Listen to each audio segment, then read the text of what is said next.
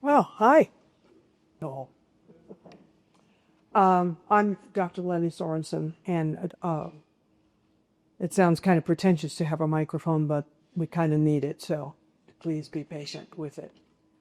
Yes, you may come in. Come.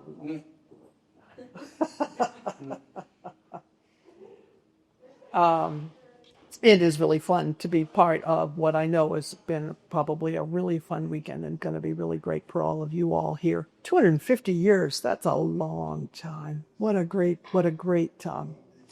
heritage and legacy. And I'm going to be talking about something that's also about 250 years old. So we'll just get into some real history. And the title of this talk is It Takes the World to Make a Meal. And it's the fine dining and enslaved cooks in early federal Tidewater. Now, this side of the James River, of course, was really widely populated during the pre-revolutionary period. So this is part of the traditions all along the whole south side of Virginia in elite homes, this kind of dining, these kinds of residence. My interest in all of this is I have a degree in African American studies and culture from William and Mary, and I worked at Colonial Williamsburg, and I worked at a lot of historic houses, Mount Vernon and Ashlawn. And for a very, very long time, actually 45 years, I've been interested in food history, and not just the food. What does the food mean? Who eats it? Who cooked it? Who grew it? How did it get there? What people think about it? Why'd they have it? All of those questions that food allows us to ask. And a lot of times, we haven't been quite raised or part of our education to think of ways to ask those broad questions using what seems like, really mundane things like food, a dinner. And so this talk I hope, breaks that down a bit for you to see at least my thinking about a meal, a particular meal. So it was a beautiful day in the spring at Cawson's, which is just east of Petersburg, right where the Appomattox meets the James, and I think you can probably picture here from around here. Okay, on that Saturday, March 26th of 1796, quote, all the people at Farmingdale were plowing. Mrs. Bland sent me a shad, sent to me for peach brandy, gave her a jugful and a basket of potatoes and vegetables. Now, by all the people in Martha meant her enslaved laborers. Martha Dangerfield Bland Blodgett, who was twice widowed, was residing at a farm very close to the farm and residence of her former mother-in-law, Mrs. Bland. And I only say this just to show how convoluted marriages and remarriages, and then, nobody was getting divorced, so there's marriages. And the average time between marriages, especially in a family where there were children, how long do you think it might be? 6 months. Okay, because hardly anybody, particularly of the elite class, men could hardly survive without a wife to run a home, and women couldn't survive without a man to bring in an income. So these were, when we see these very overlapping and convoluted families and family genealogies, and especially where all the women are named Martha and Mary and Joan, God, it's just so frustrating. So 2 years of her stay at Cawson's are chronicled in a diary that tells of her day-to-day activities, sometimes fractious relationship with the enslaved community, especially the house servants, and of particular interest, the menus served to members of her family and her many guests. Because of her proximity to Petersburg, she had visitors who brought her news from town and on occasion helped celebrate events such as George Washington's 65th birthday in 1775 Indeed, Martha's first husband had served with General Washington during the Revolution, and it was General Washington himself, she tells us, quote, having told me 12 years ago that he was 53 years old. So she knew him well enough to have that kind of a conversation with him. So she's of that class. Clausen's was next door to Kippax, home of her deceased husband's mother, Mrs. Bland, and this was her second husband, by the way. And it was almost directly across the river from Bermuda Hundred, which, you know, was a very large plantation, but was also a deep water harbor because of the way the river ran. And it was a port for ships for all of the Atlantic trade.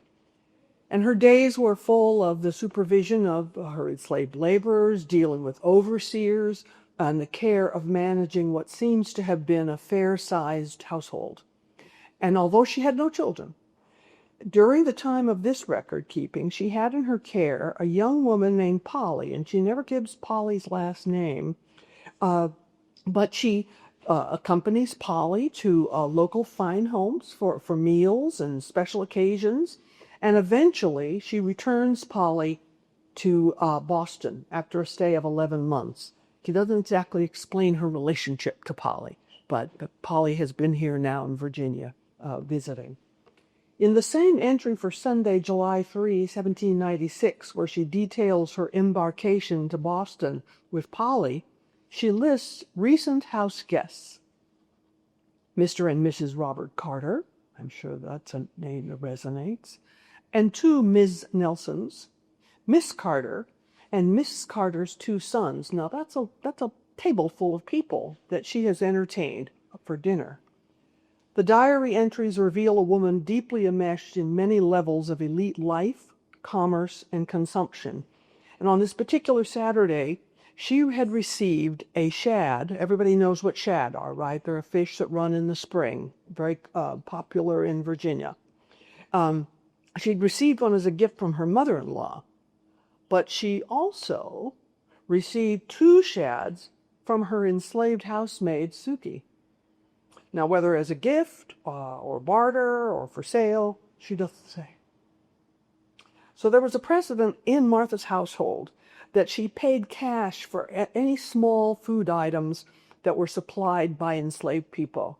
For later that same year, she notes, bought of Miss Bland's Anthony 6 chickens, gave him in money 9 pence apiece, with the approbation of his master and missus, I making it a rule never to buy of a Negro without leave of their owners. So there's an etiquette involved with her relationship with enslaved people, with their owners, and the ability to buy product or produce from them. So there's that everybody, and kind of it's not like an open, it's not a secret, it's just an open, everybody knows this arrangement. So summer and winter and spring and fall, Ms. Blodgett bought, sold, and bargained for the items that pleased her fancy and fed her household. She was tied into the international markets, the regional markets, and the local markets. Even within the domestic economy carved out by the over 40 enslaved laborers that she mentions in her diary, she engaged in barter and cash exchange with them, thus carrying on commerce with people who were themselves objects of commerce. How ironic.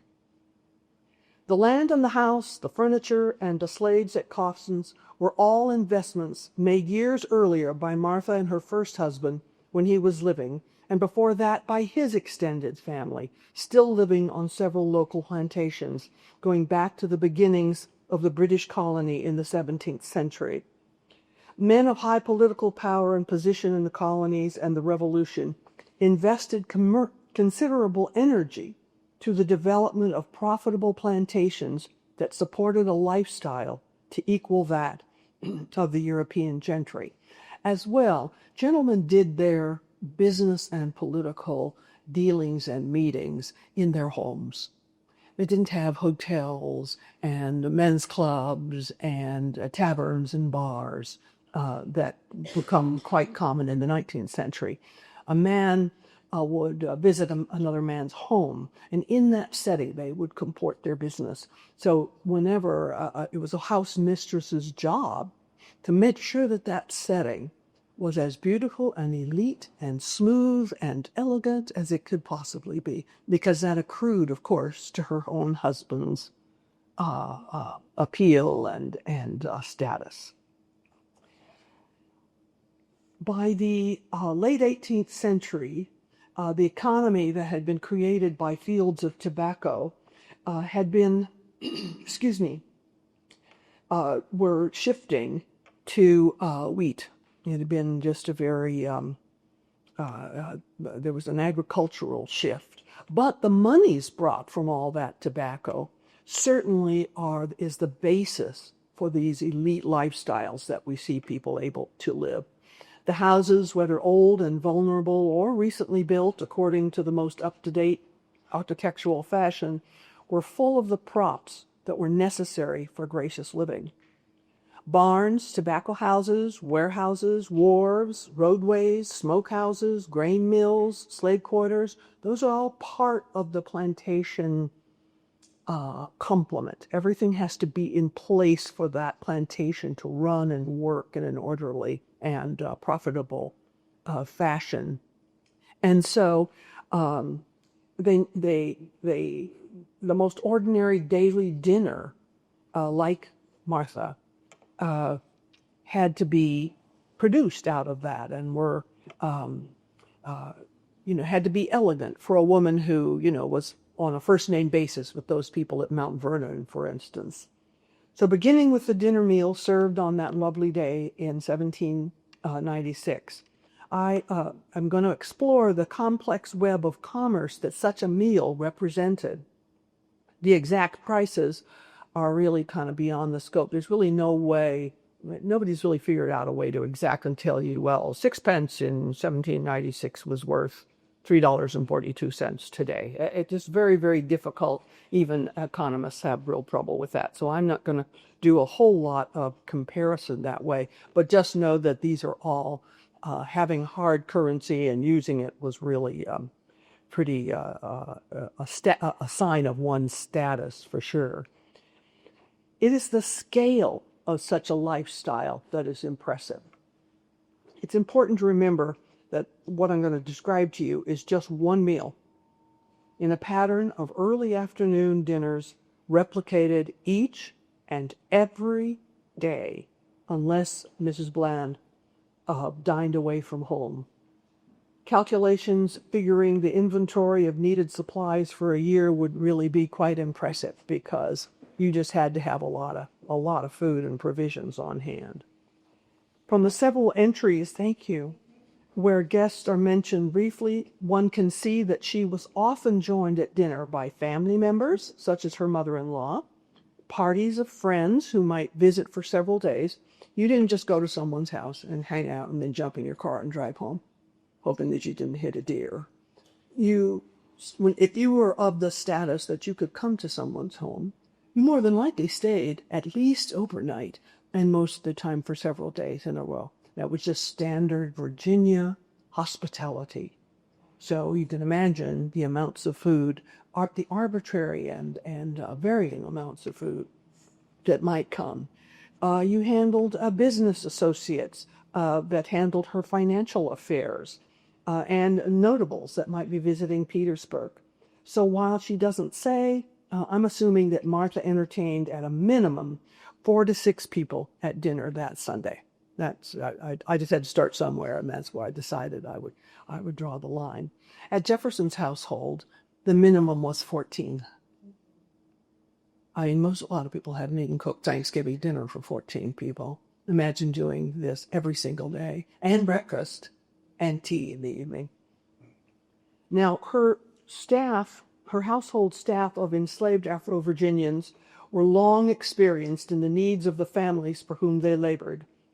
Living where they did, so close to the capital in Williamsburg, and even not so far from the burgeoning town of Richmond, soon to be the capital, Cawsons saw a steady parade of visitors who brought with them their coachmen, postilions, manservants, ladies' maids, to serve them while they were away from home. So it's almost like having a whole sub-layer of guests that are also arriving along with the elite guests.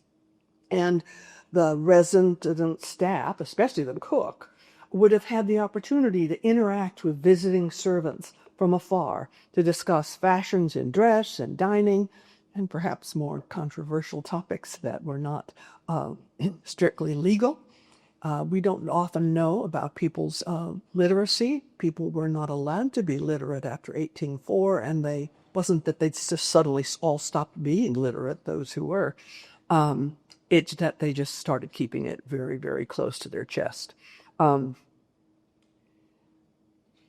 The other household regulars traveled often to Petersburg, and there they met and mingled with others of their rank in similar households. They knew the price of goods because they had to go to the general store and buy things and pick up things in the warehouses and the ships that came in. And they certainly would have been well aware of the presence of Brewer's Tavern on the southeast corner of Sycamore and Bolingbroke Street in Petersburg at the time. Not only was it the meeting place for the Petersburg Library Society, the Petersburg Militia Battalion, and the Bolingbroke Ward Fire Department, but its courtyard held regular slave auction sales, as Petersburg was one of the busiest slave markets in the Old South at the time. In her household account book, Martha described the meal for that early spring day as boiled beef, fried fish, boiled fowl, spinach and eggs, potatoes, fried hominy, and pudding. I always loved the way they spell pudding, P-U-D-D-E-N. Followed by a laconic reaction to the flour that Leander brought from Petersburg, the flour that she had ordered.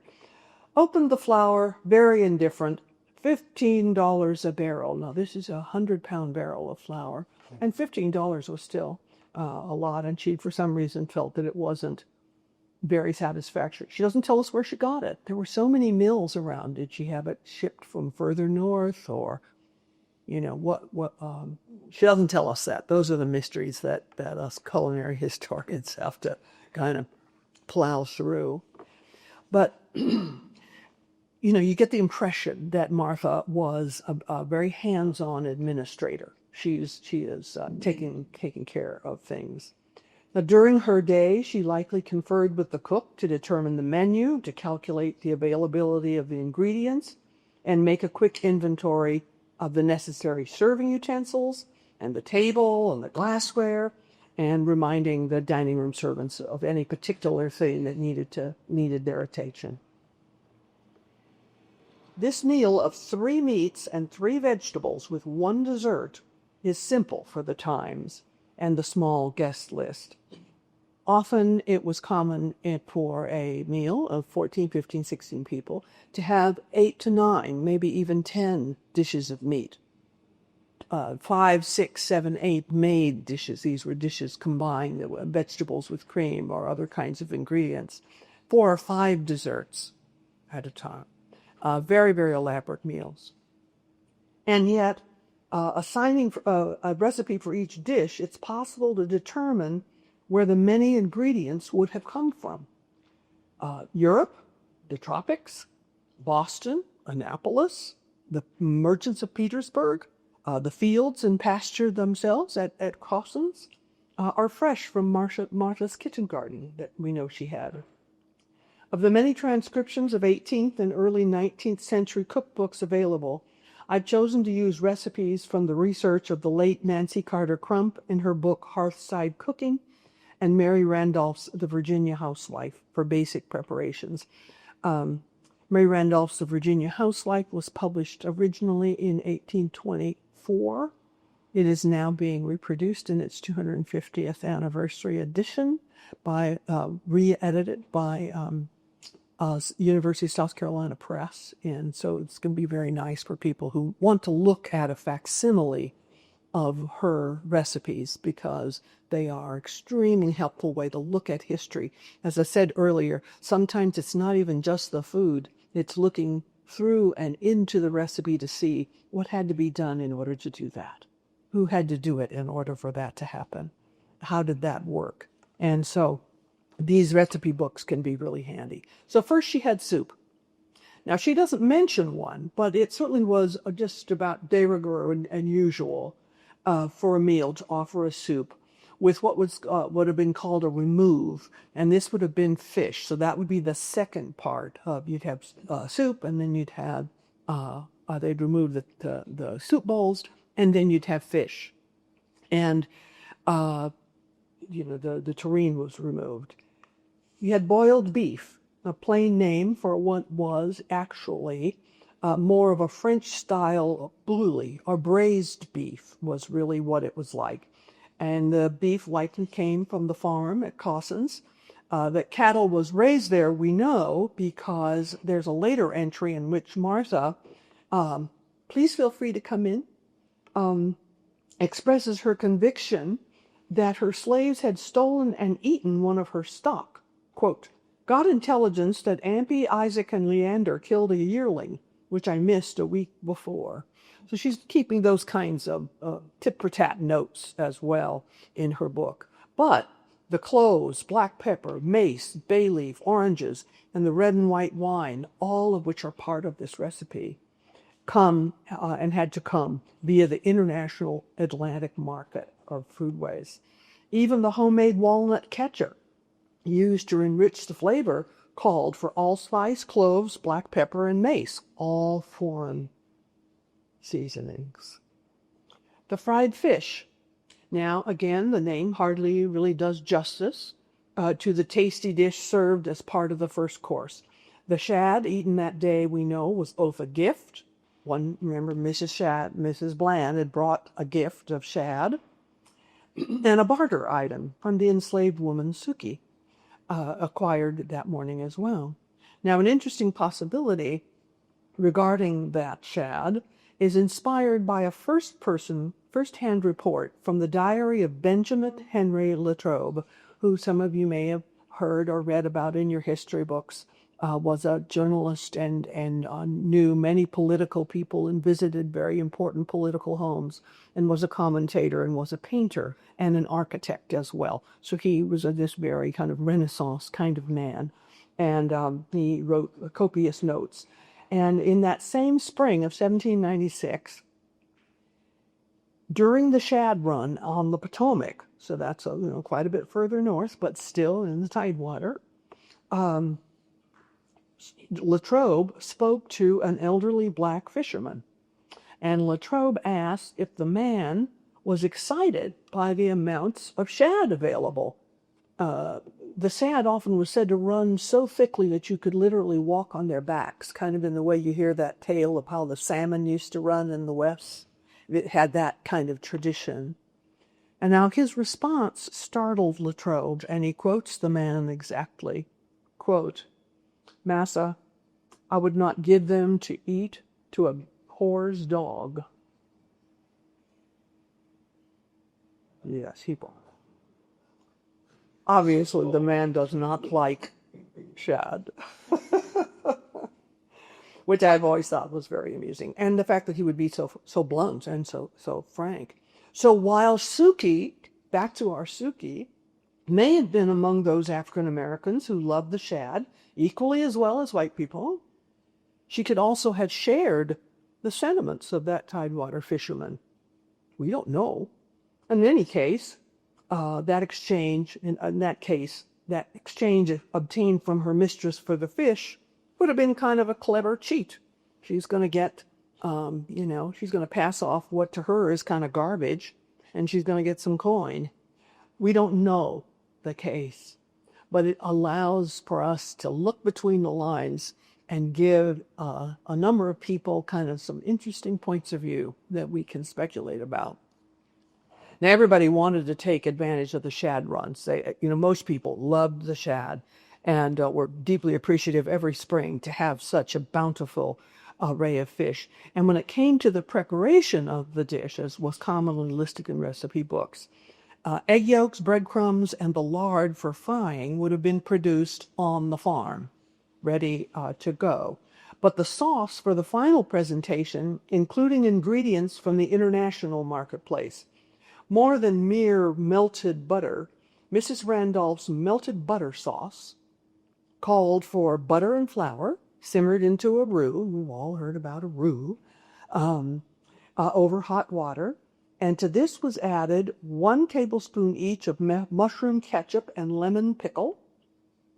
And between them, those 2 homemade condiments, these are things made in the kitchen, required ginger root, nutmeg, allspice, mace, peppercorn, bay leaf, mace, I said mace already, cayenne pepper, lemons, mustard seed, horseradish, and whole cloves. Pretty, a lot of punch to those flavors, but imagine that in a sauce on the fish. Fancy tartar sauce, really. Then the boiled fowl. Now, perhaps this chicken was bought from Mrs. Bland's Antony or one of the other laborers, although Martha made note in February of 1795 of having turned out, quote, turned out 10 turkey hens, 2 cocks, 1 young one, 6 old hens, 4 young, which makes in all 12. So she, too, kept, for her own enjoyment or pleasure, kept chickens. Anybody in this audience keep chickens? Nobody yet? Okay. I have 11 hens. I like them a lot. There are more and more Americans who are keeping chickens in their backyards. I always want to check to see if we come across one. But she enjoyed it, just as did Jefferson's granddaughters. They kept fowl of their own, as well as for kind of pets, but they, of course, used the eggs. So the recipe that I found for this dish is in the most traditional Southern style compared to the flavors of the other main entries. It was just a simple pan braise of chicken with pan gravy thickened with flour and butter. That's a simple a dish of chicken that you can probably put together in a roasting pan. So then spinach and eggs, she tells us. Shad, fresh spinach, and maybe wild mushrooms, about which those guys always knew a lot more than we do today, and certainly more than I do, would have been some of the pleasures of spring at Cawson's. The dish used spinach grown in her garden, and the poached eggs from her chickens, probably. The sliced orange decoration is what it called for, and that would have been an orange, slice, so it made kind of a beautiful curl, and then you would have placed that across the top of the dish, and everybody would have been very delighted, and would have to come from afar. Oranges were shipped from Spain or North Africa or the Caribbean. They were fragile and might only last a few days. And this recipe of the spinach and eggs comes originally from Hannah Glass's Art of Cookery, which is an early 18th century English cookbook. And it's certainly possible that Martha owned that book. It was a very popular book to have. Now, potatoes, she says. It was too early in the season for new potatoes, really. So this dish was most likely a simple dish made of potatoes stored through the winter, boiled and flavored with cream and butter, and possibly with some newly emerged parsley. The Tidewater is a little ahead in terms of early spring stuff, so they probably maybe had some chives or some scallions and some parsley already well up in their gardens. Fried hominy. Who here has had hominy? Hominy grits. Ooh, I'd like to see that. That's nice. It shows that we are in the South. I haven't been able to find in these cookbooks by women in the 18th and early 19th century, I have not been able to find a printed recipe for the preparation of the corn with ash lye water to make the big hominy, the fat white hominy that Southerners like and eat fried or dried and then ground into grits. And maybe it's because everybody already knew how to make it. It was just such a simple meal that nobody even thought about writing it down. That happens with recipes as well, especially those that we think, oh, I wish my grandma had written that down. Well, by the 150th time she'd made it, she just didn't feel like she needed to write it down anymore. And so she would serve it, so they'd soak it and boil it, and then make it so to make it bloom is the word they would use. Now in Mexico, of course, they then would add that to pozole for a lovely, spicy, rich pork stew. But in the South, they literally often would just fry it until it was beautiful and browned and crisp, and serve it for breakfast often and as a side dish. So hominy was very, very popular. If you ever do buy canned hominy, they do have it available, white hominy. Just make sure that you really rinse it really well in cold water, and you'll get the sticky starch off of it, and it'll cook up really nice. It really works. It really works well. So the vegetables. Now she probably served more vegetables than just the specific ones.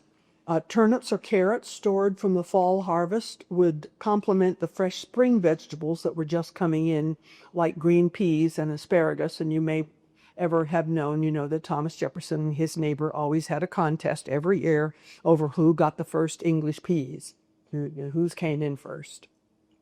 But we know that the previous year, on March 24th of 1795, Martha was still serving carrots and turnips from the previous harvest, followed 2 weeks later by plenty of asparagus every day. Have any of us ever had plenty of asparagus every day? No. I have a big asparagus patch, but it's full of weeds and not much asparagus. Now, if you study some of the sales of the farmers' markets that were in places like Annapolis and Baltimore and D.C., you can find lists of what was being sold in the marketplaces.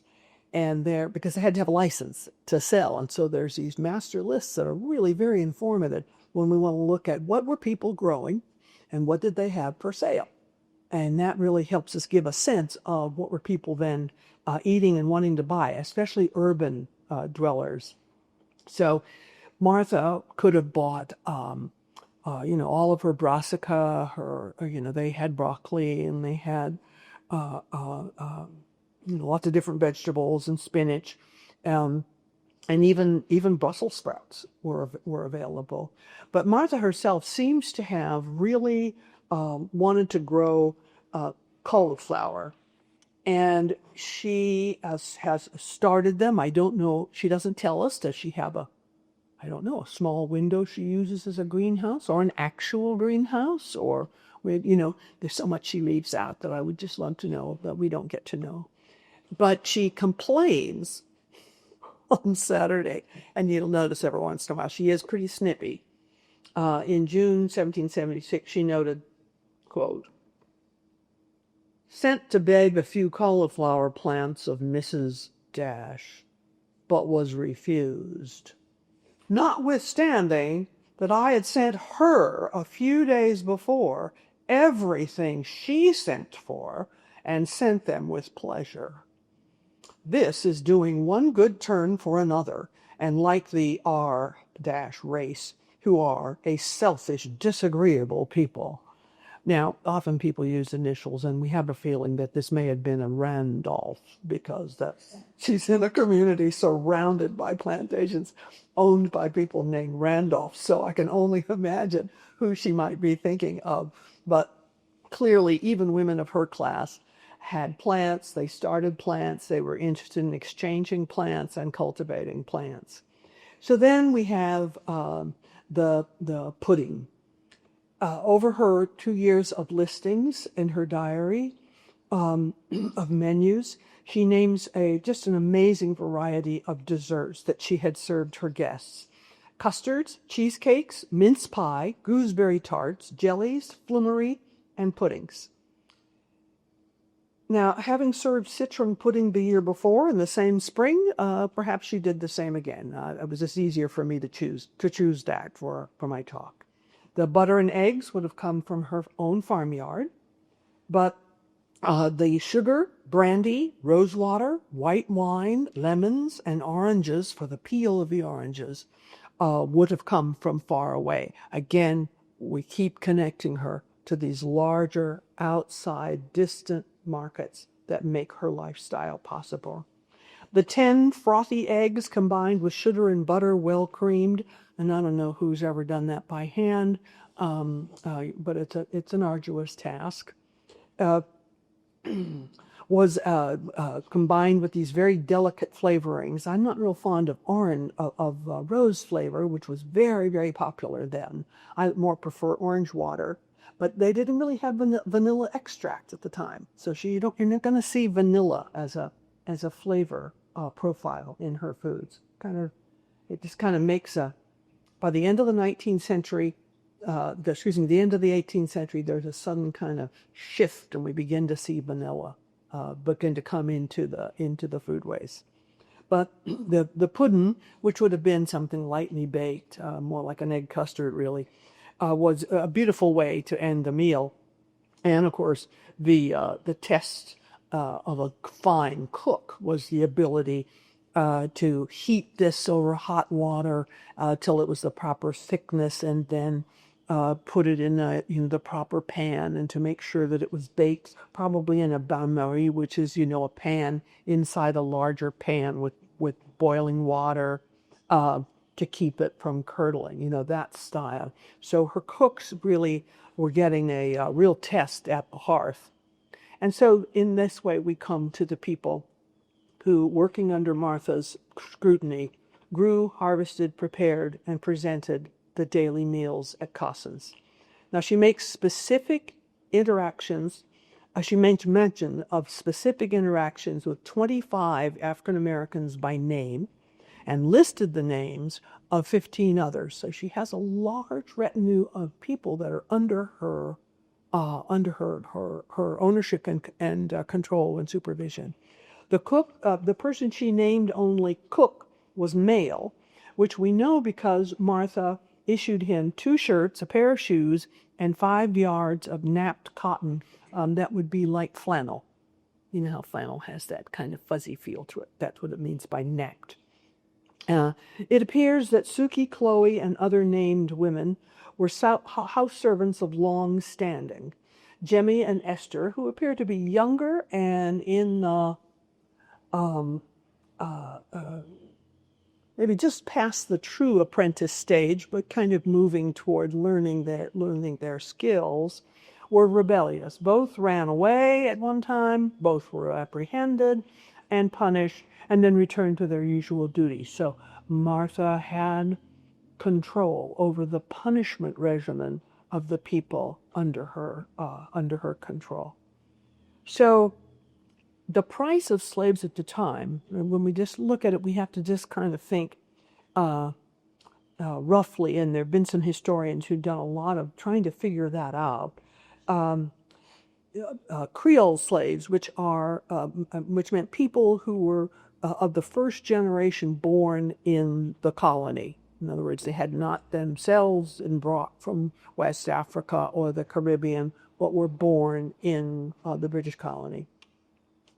Were selling for 45 pounds sterling. 45 pounds was a lot when you consider that even a pence, a shilling, was quite a bit, could buy quite a bit. And the cost of a full field hand was equivalent to 30 head of cattle.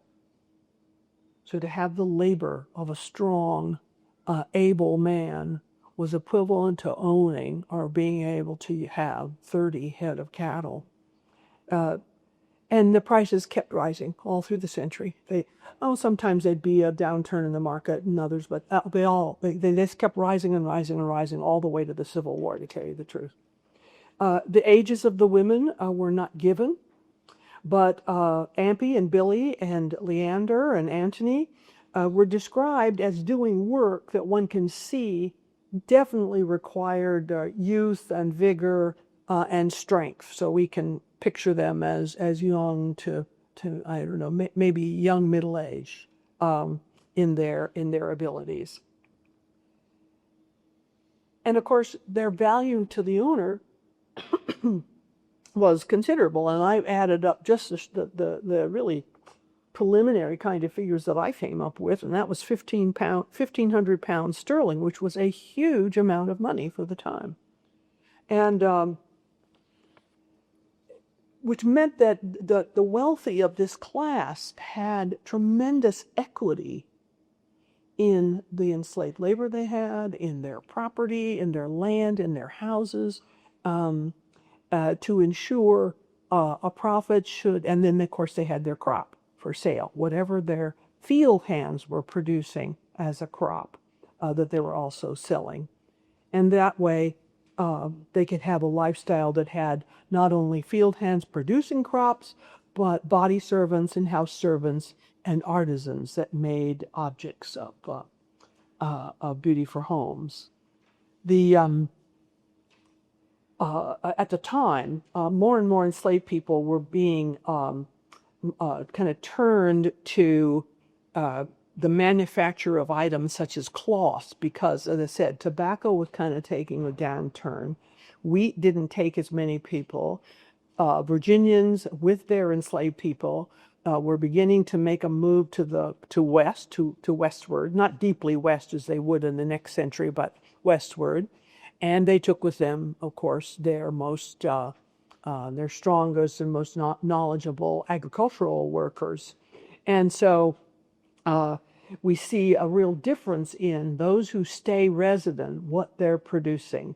We know that in one Kings William County family, this guy did a representative of 20 families that made 1,907 yards of fine cloth for their own use and 1,000 yards of coarse cloth for their enslaved people's fabric rations for their clothes. So that's a pretty big, I barely crocheted, a potholder. So the idea of all these many thousands of yards of things is really amazing.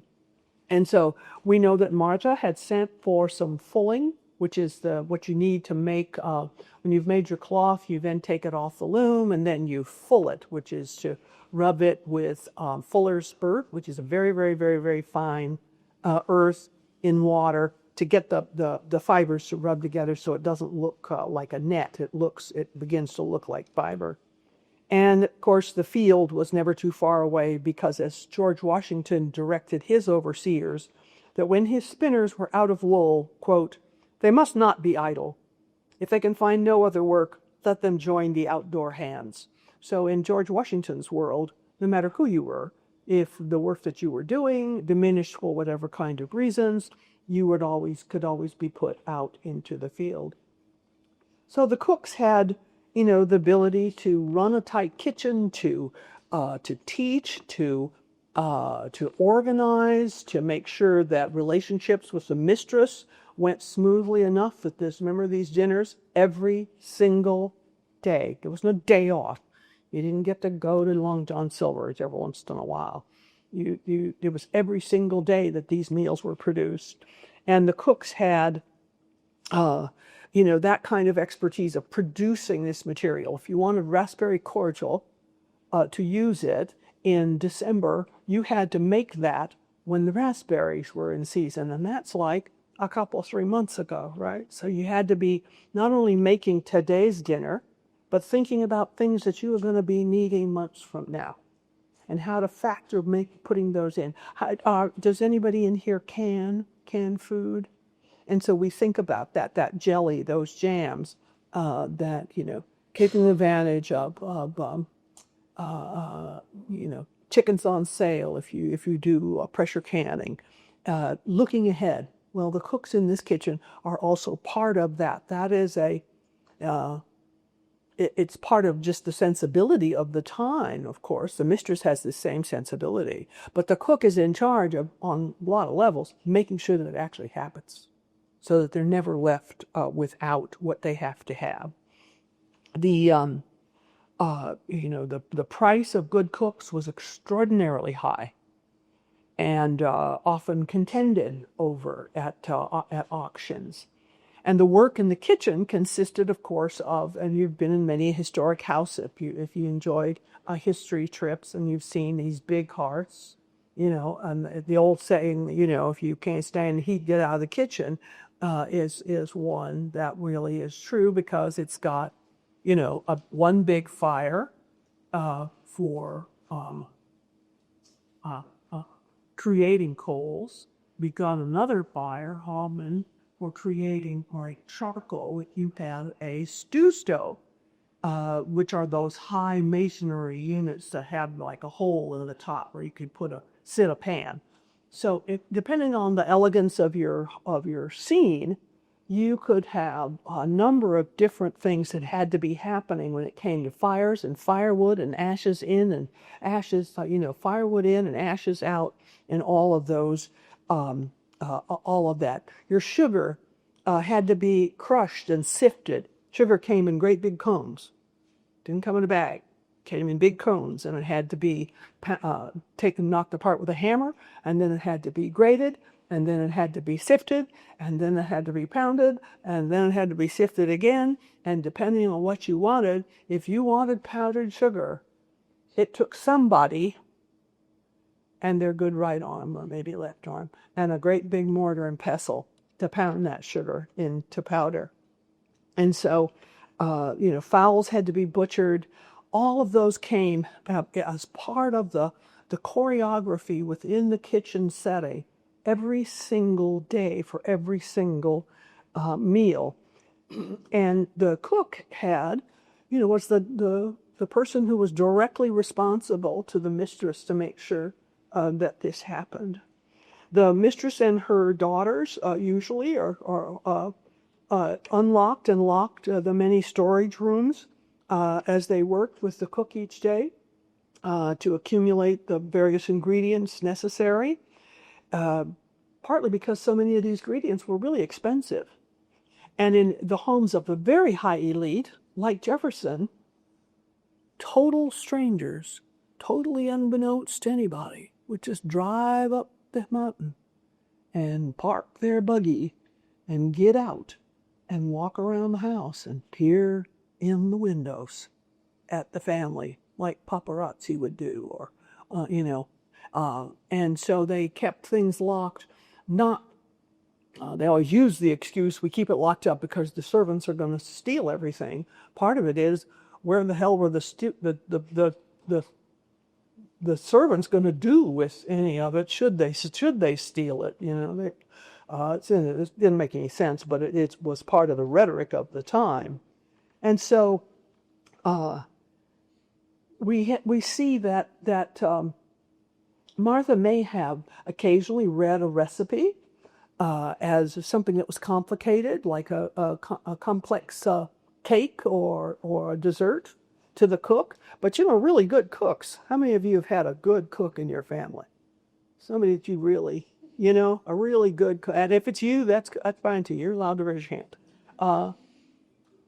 Where you knew that this person could walk in that kitchen and produce a table full of food and never look at a recipe, and that it would be beautiful and wonderful and everybody would like it. So many of us have somebody in our family like that, Well, good cooks have that, and this is what good cooks had. So she might have read that recipe once or twice, because cakes can be a little complicated and finicky, but other than that, the cook knew what she was doing. And we certainly don't know who had opportunity to read or peruse her cookbooks. As I said, it was illegal to teach slaves to read and write after 1804, and yet it was often so handy for somebody to be able to know how to read and write that many a master had to go to the General Assembly and plead special case for a servant to learn how to read and write in order to help them run their plantation efficiently. It's, slavery is so weird that it's just almost unbelievable. And we certainly know that James Hemings, who we almost all have heard of, wrote a beautiful hand, both in English and in French. So there's a real variance in terms of how people might be reading, learning, and assessing information about recipes and food. And so she doesn't really tell us the name, Martha, of her dining room servants. They serve at the table and they supervise, other than the butler. She doesn't give him the name. She just says that there's a butler, and he's going to be the head guy in the dining room. He's going to make sure that the table is set properly and all the dishes are all appropriate. And that's his job. And he's going to work closely with the cook. Make sure that those dishes, that fish and the soup and the fish removed, that has to come at the right time and has to be removed. And then what has to be ready next is that other has to be hot and ready to go on the table. These are all the choreography, we might call it, of the dinner table, how to do that. And so she doesn't mention either whether her servants wore livery or some distinctive form of clothing or apron or anything.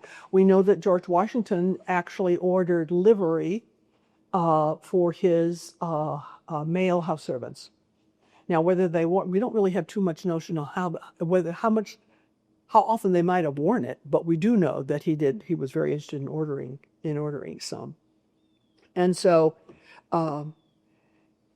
after the meal was done, let's just jump here quickly to the end of the meal, everybody had to continue working. They had to clear the dishes, they had to wash the dishes, they had to put everything away, and they had to prepare, because later in the evening, there's probably going to be what was often called tea, which might mean some small sweet thing, and tea and coffee or something like that. But they had to be ready, of course, for the next morning's work. And sometimes Martha and her guests stayed up as late as 11 o'clock at night, and the servants had to be prepared and ready to be right there at attention when that happened. So the last items on Martha's menu are the wines, red and white, that were used both in cooking and in and drinking, and sherry, Madeira. We don't know what kind of wine cellar she kept, except that we know that she bought wine and she imported brandy through a network of shopkeepers in Petersburg, and all the way to some places in England and the Caribbean. And she doesn't mention Madeira, but it was extremely popular liquor, and it's hard to imagine that she would not have served it. But even at her home, she made peach brandy because she had lots of peaches. And at one point, several of her servants, she believes, broke in and stole several firkins of her brandy, and she was very irate about the whole thing. But 22 gallons of brandy is a lot of brandy, folks. You're making a bunch of brandy there when you got 22 gallons worth. And so she's how she's using that, how she might be bartering that, or in whatever way that she, in her home account, we don't really know. And so she does mention that the gentlemen remained at the table for several rounds of drinks after the ladies adjourned to the parlor for tea. So that was a common pattern. Now, she doesn't mention the history of the house that she's living in, and she doesn't describe its exterior, but she does describe of the rooms inside the house. She makes mention of only two. And one of them was a reference to bought a carpet for the chamber from Boston. The chamber really meaning a bedroom is what that word would have meant at the time. Where a room on Sunday, July 3rd, 1796, had a severe clap of thunder. The lightning filled the Franklin and charged so high that it filled my chamber full of flame. The Franklin prevented the house from being torn to pieces. Okay, so she's bought a Franklin stove. Now that's a really big, that's a brand new innovation. That's like one of us going out and buying an induction cooktop. Anybody here have an induction cooktop?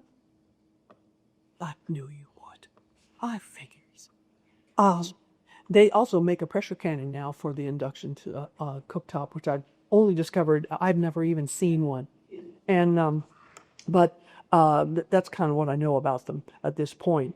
But she's bought this brand new thing, and because her house has been struck by lightning, she feels that it has saved her house from burning down. So that's a pretty marvelous event that she describes.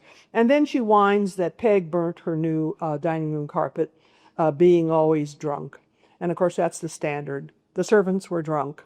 The servants were negligent. And why were they negligent? Because they were always drunk. Maybe they were getting into that 23 gallons of brandy. I hope they were.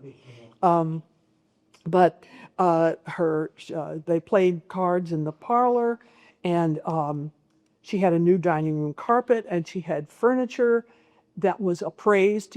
Obviously, some of this furniture would have been old furniture, furniture that came from England, that came from her two different husbands, from their legacies that they left her. One inventory in South Carolina is one of the few where they went room by room and really designated the prices of things. And this was a house inventory of a very elegant house that was 3,500 pounds worth of furniture, just we're talking tables, chairs, pianos, that kind of furniture. And then, of course, you've got all the other pictures, prints, cutlery, glassware, ceramic, silver, all of those things that are coming in. She had her father-in-law's, her late father-in-law, who she calls her father. Apparently they were quite close. It was common in their days. A silver coffee pot, a silver teapot, and 4 bottle stands of solid silver. The coffee pot was worth a pound, 28 pounds. That's a lot of money for a coffee pot.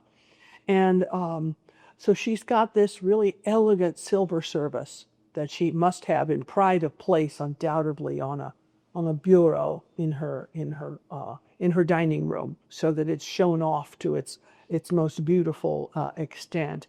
And so, I don't know what kind of tableware she had. George Washington had bought queensware, which is a kind of slightly off-white, cream-colored, has that kind of scalloped edge to it. We beat hell out of the English, and then we immediately started buying pottery for dishes from them. And George Washington ordered a whole great big set, 262 pieces. He bought several sets of them, by the way, which, of course, because of the turnover of people that came through Mount Vernon, he needed. Do you know what I mean? They were really churning out the meals and entertaining people at the time. But it was that a 240-piece creamware set was 66 pounds, which, again, was a lot of money. And so you needed all those dishes for a meal. You needed to have kitchen tools, all of those, and whether they were inherited, were left over from previous households. A lot of us have older kitchen stuff that we've had. It was our grandma's or something. We still use it. We have stuff we bought 20 years ago, and we have stuff we just bought yesterday. And it's all in the same kitchen, and it's intermixed. And so sometimes it's hard to get the value of stuff, because to me, the really old stuff is actually more valuable, really, than the brand new stuff. And so she could buy things in Petersburg. She could buy things in Colonial Williamsburg, and eventually in Richmond. That could be part of her kitchen staff. The beef, now we come to the food. Where would all this food have come? Well, the beef had to have been born the year before, talking about anticipating, being prepared, thinking ahead, in order to be a yearling. Beef, to be a steer that had been held. The chickens were probably hatched and raised at over that winter. The shad was caught that very day, remember. Potatoes, carrots, and turnips were the previous summer's labor. The spinach may have been seeded. It's okay, I don't care about the bells, they're beautiful. I sow my spinach. I live in the Piedmont, and I sow my winter spinach in October. It comes up very little. I cover it, and then come very early in March, it springs up again, and then I have a really nice long season of spinach. I didn't invent this. I learned it from a person who had lived in Virginia for a very, very long time and knew her stuff. So it's part of that agricultural lore that we all share. She bought sugar and molasses. She bought, of course, flour. And she would have also had to inventory, she and the cook together, how much was on hand, how much newly needed to be bought, how quickly are we using this, how much, when you're feeding that many people in a day.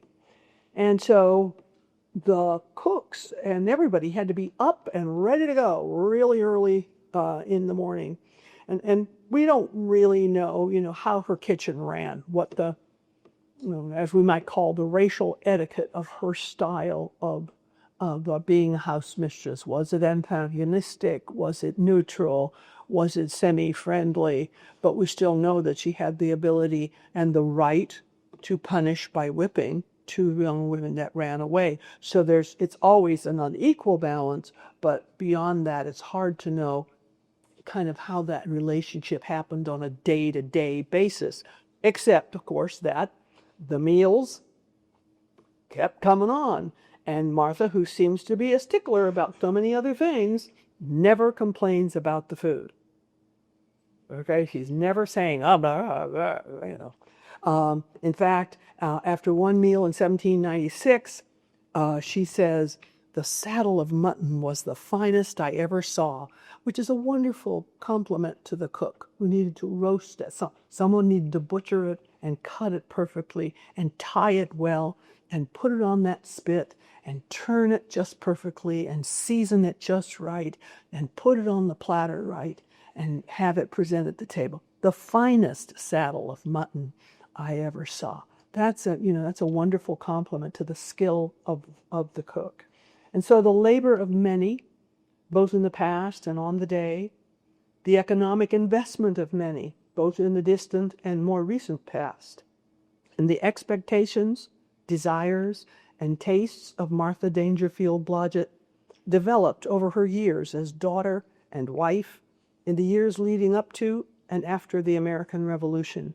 And they all had to come together to allow the seemingly simple announcement to be made, "Mistress, the dinner is served." Thank you.